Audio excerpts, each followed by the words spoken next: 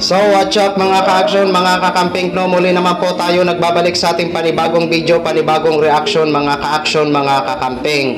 Okay, may gusto lang ho ako na i-share sa inyo mga ka-action, mga kakamping. Regarding po ito sa isang post ng News 5, no? Credit po sa post nyo, News 5. Please allow me to use for informative purposes only. Okay. So ito kasi po, yung nakikita nyo po sa screen. 'Di ba? May nakalagay po sa picture na Risa Hontiveros for President 2028. Ayan, question mark. Ayan po. Okay, ito na. Para hindi ho tayo magtagal, basahin na po natin ang naging caption ng News 5. Okay? Ayon dito sa News 5, bukas si Senate Risa Hontiveros sa posibilidad na siya ang tumakbo sa pagkapangulo bilang standard bearer ng Liberal Progressive Function sa 2028. I'm not saying no, I'm not open to all possibilities ni Senator Hontiveros.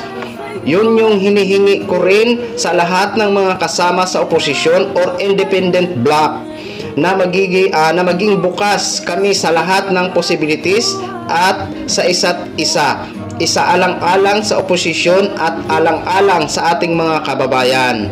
Sa ngayon, tinututukan muna ni Hontiveros na lalo pang pag-isahin ang lahat ng oposisyon at independent na puwersa sa susunod na 9 na buwan. There will certainly be a progressive or reformist alternative, so maybe at least third slate, may at least third candidate anya, sabi. Ayan po mga ka-action, mga kakamping. Eto na. Sinabi ko, ito, opinion ko po ito. Ngayon kung kukunin ko din po ang opinion nyo, di ba? I-comment nyo lang sa comment section. Okay, sa akin mga ka-action, mga kakamping, wala po akong nakikitang problema kung halimbawa man ito ang maging standard bearer ng Liberal Party or panlaban ng mga kakamping or liberal sa 2028, di ba? Sabi ko nga, kapag hindi tumakbo si Attorney Leni Robredo at kung si Senate Risa, sang-ayon din po ako. Pero if ever halimbawa na tumakbo si Attorney Mayor Leni Robredo at tumakbo man po ito, may pipiliin po ako. Manindigan po ako kay Attorney Leni Robredo. Pero hindi naman siguro aabot sa ganun. Kasi alam naman po natin na mga kakamping po sila. Siyempre pag-uusapan po nila yan. Eto na lang, for short, halimbawa man kung siya ang itutulak ng liberal na siya ang tumakbo at magpaparaya si Attorney Leni Robredo, walang problema sa akin yan.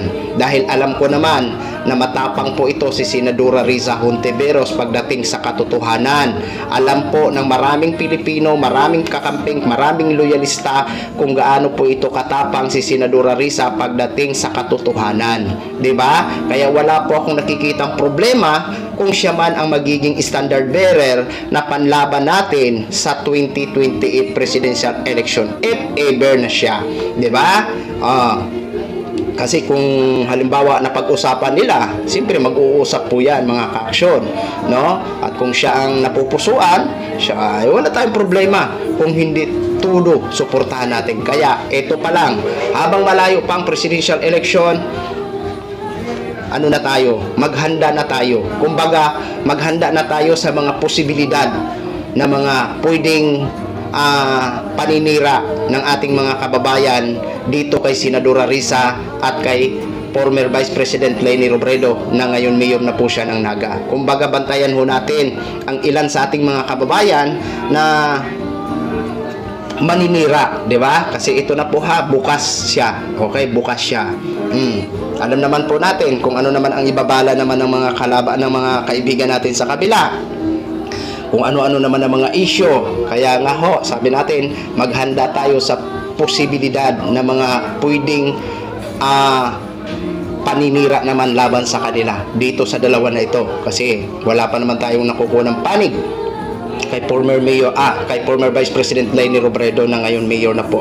'Di ba? Kasi alam naman po natin si Mayor Leni is nakapagbitaw din po siya ng salita doon nga sa Lucena sa isang rally na kung saan kung hindi natin maipanalo ang 2025, walang 2028. So hinihintay po natin ang magiging feedback nun kasi nagawa natin na itawid ang 2025. Okay?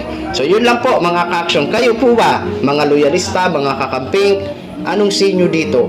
Papayag din po ba kayo na si halimbawa kung siya ang magiging standard bearer ng Liberal Party sa 2028 bilang presidente? Huwag niyong kalimutan ang comment niyo po. Maraming salamat. Okay? So yun lang po mga ka-action. Maraming salamat po sa ating mga viewers Luzon, Visayas at Mindanao all over the world. Ako po ang inyong lingkod, si The Action Man. Good evening everyone.